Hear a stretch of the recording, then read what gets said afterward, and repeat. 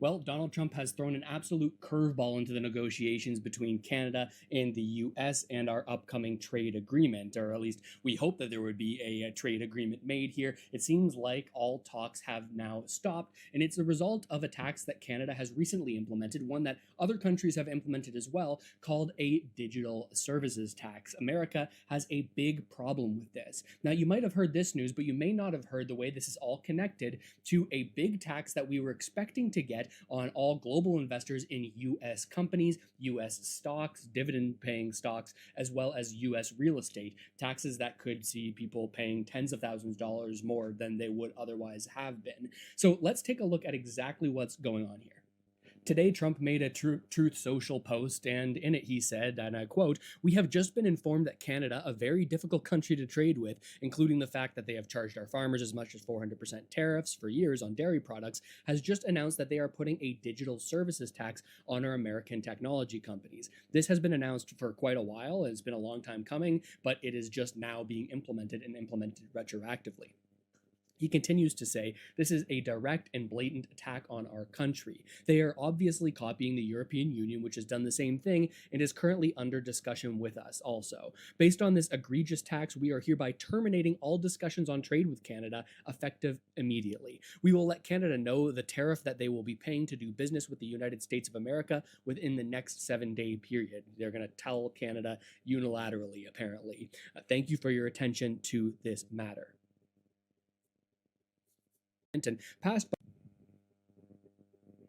Now, a little bit of background on this digital services tax. This is an idea that was brought in by the Trudeau government and passed by the Trudeau government in an effort to get big American, well, largely American tech companies to pay tax to Canada. Now, previously or originally, American companies were only paying tax in the state or in the country that they were operating in or that they were set up in. Now, this new tax says, hey, you're making a lot of money off of Canadians, so you should have to pay tax to us also. Now, America, even though this is generally a reasonable idea, America doesn't like it because it's largely America that has these big tech companies, and it will be America that maybe won't make as much on tax if they had any kind of withholding arrangement here if Canada is charging it. And also, it's just not great for American companies who are having to pay billions of dollars in additional taxes. Now, you could certainly make arguments that this tax is justified, and there's also arguments to say it's unfair towards the states, but it's not just Trump and his government that are making a big deal about this. There are articles going back to when Biden was in power saying that, hey, this is going to be a big problem for us. So a bomb has been dropped in these negotiations where we once thought there was going to be a trade deal shortly. Now it seems like this isn't going to happen and these trade talks have been cut off. Now, will Mark Carney and the Canadian government back down from this digital sales tax? Well, if you look at his campaign platform, you would probably say it's not likely. This is one of the things that he included in his platform, saying we're not going to back down on two things. We're not going to back down on this digital services tax, and we're also not going to back down on a global minimum tax. Both of these things that would tax some of these big tech platforms, most of which admittedly are in the United States. But the big question is, why now? What has changed? We always kind of knew this digital sales tax was going to come into place. Now there's evidence that this will be applied retroactively back a number of years, and that these tech platforms are going to be on the hook for multiple billions of dollars. Here's the current Treasury Secretary, Scott Bessent of the US, who's talking about this. I'll play this clip, but I think you'll also find interesting the tweet that I'm going to show you afterwards that I think has more to do with this than people are giving credit for. A reason why now we're seeing this in Trump's talks rather than inside of a big, beautiful bill where there were some pretty heavy penalties on Canadian investors. That's all changing now. Let's listen to this clip first, and then I'll get into that. Well, we knew it was coming. We hoped they wouldn't do it. Canada has this digital services tax, and several other countries do too. We disagree, and we think that they discriminate against U.S. companies. But what Canada did here, as of Monday, they're going to implement a retroactive tax. And we think that we don't like the taxes, and obviously we think it's patently unfair to do it retroactive.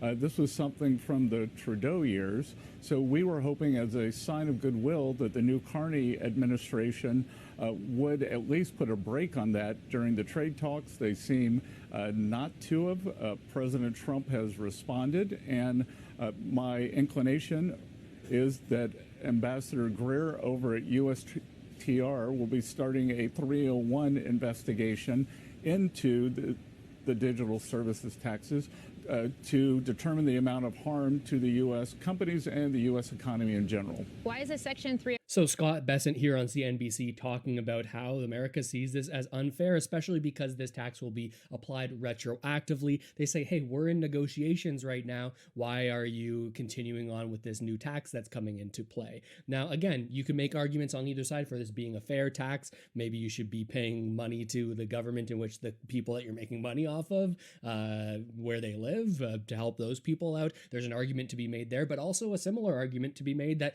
this isn't fair to American companies because it is largely the American economy and American companies that are providing these services. So it's not like this is something that is going to be equally applied across all these different countries, because really these big tech platforms are just based in the US for the most part. Now, this is an angle of it that I don't think a lot of people are talking about. Why now? Why has he come out with this now? Well, just yesterday on Twitter, Treasury Secretary Scott Bessent, the same guy we just listened to, came out and talked about a very, very critical tax that was about to be applied to Canadians as well as Europeans who invest in American companies and American real estate. This was called Section 899 of the One Big Beautiful Bill Act, as they like to call it in the States. Now, this was a retaliatory tax that was going to go against investors who invest in these American companies. A larger withholding tax was going to be applied. I've got a video about it on the channel if you want to learn more about it. Now, this was going to be applied, and it would cause an incredible amount of money to be paid by these global investors that otherwise wouldn't have been paid. But in the background, also, it could potentially risk foreign direct investment in the U.S. Certainly, U.S. companies want money to be plowed into their companies from around the world, and this tax would be punitive to that. Now, recently, this bill, Section 899, has been removed, albeit for a different reason than the digital services tax. You can see here in this tweet, I'll bring it up on the screen, after months of productive dialogue, the OECD global tax deal in the US, we're announcing a joint understanding among G7 countries that defends American interests, says Treasury Secretary Scott Bessent.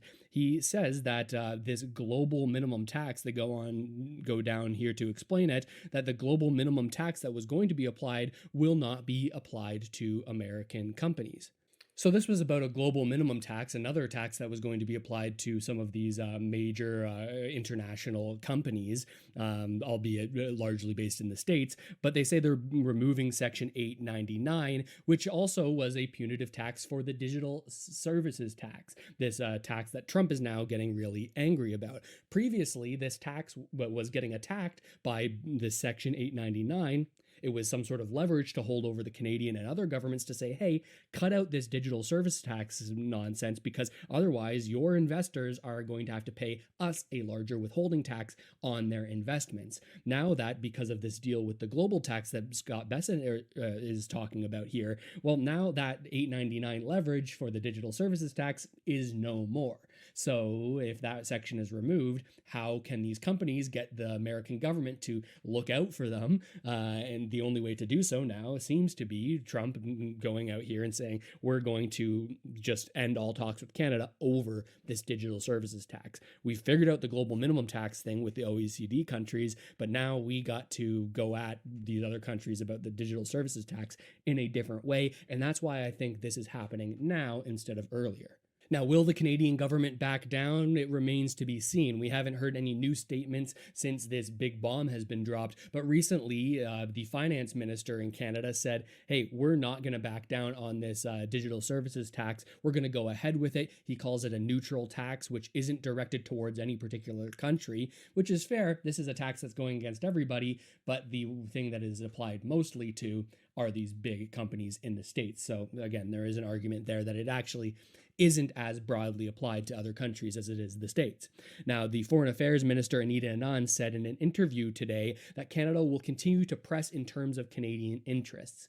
Is it most in Canada's interest to continue this digital services tax and potentially rake in $1 billion, it seems, yearly from these major tech platforms? Or is it more in Canada's interest to back down from that controversial tax and in doing so make efforts to get some sort of trade deal here that will remove any existing tariffs and any new tariffs that could sound like they're coming down the pike as a result of this cutting off of trade negotiations between Canada? What's going to happen? We're going to have to wait and see. If you haven't already done so, subscribe to the channel. Let me know what you think of all of this news. Let me know if you have any questions. I'll respond to them in the comment section. And thanks for bearing with me at this different set location. I'm on a little bit of a vacation right now, but decided, you know what, this is some pretty big news. Let's get on here and talk about it. So thanks for tuning in, everybody. I really hope this video helped you out at least a little bit, and I'll see you next time.